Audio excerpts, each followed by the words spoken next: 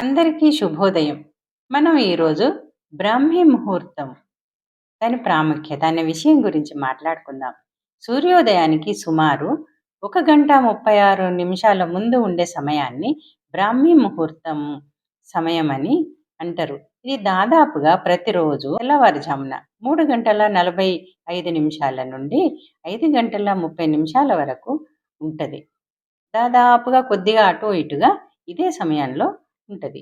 బ్రాహ్మీ ముహూర్తం అంటే దాన్ని బ్రహ్మ ముహూర్తం అని కూడా అంటారు. బ్రహ్మ అంటే వికసనము అని అర్థం. అంటే ఒక మొగ్గ విచ్చుకొని పువ్వుగా మారినట్టు ఆ సమయంలో మనం ఏది చేసినా సత్ఫలితాలను ఇస్తుంది అన్నమాట.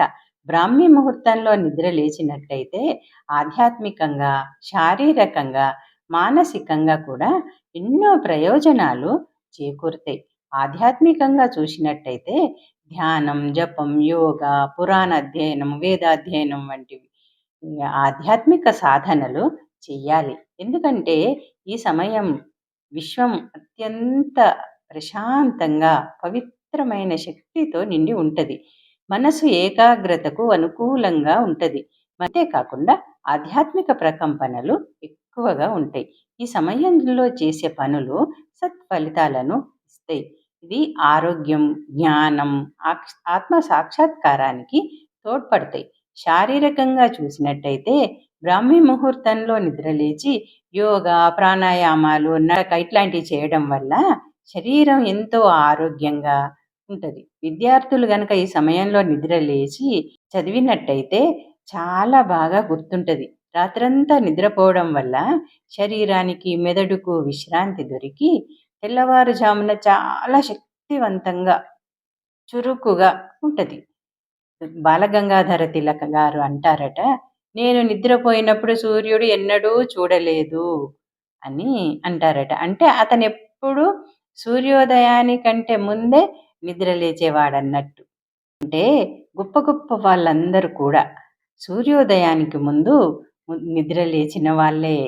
లేచి వారి యొక్క సాధనలు, వారి యొక్క పనులు చేసుకున్న వారే.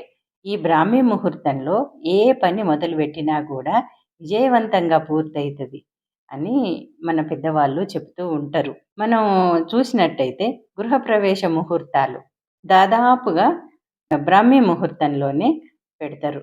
అంటే ఈ సమయంలో ఏ పనులు చేసుకోవడం వల్ల మనకు ఫలితాలు కలుగుతాయని అన్నమాట. ఇంకేం చెప్తారు మన పెద్దవాళ్ళు, సూర్యోదయం తర్వాత నిద్ర లేస్తే ఊరు మీది దరిద్రం అంతా మిమ్మల్నే చుట్టుకుంటది.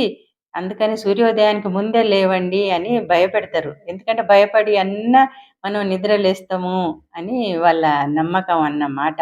ఇది మనకు ఆ రకంగా ఉదయాన్నే లేవడం అనేది వాళ్ళు అలవాటు చేసే ప్రయత్నం చేసిండ్రు.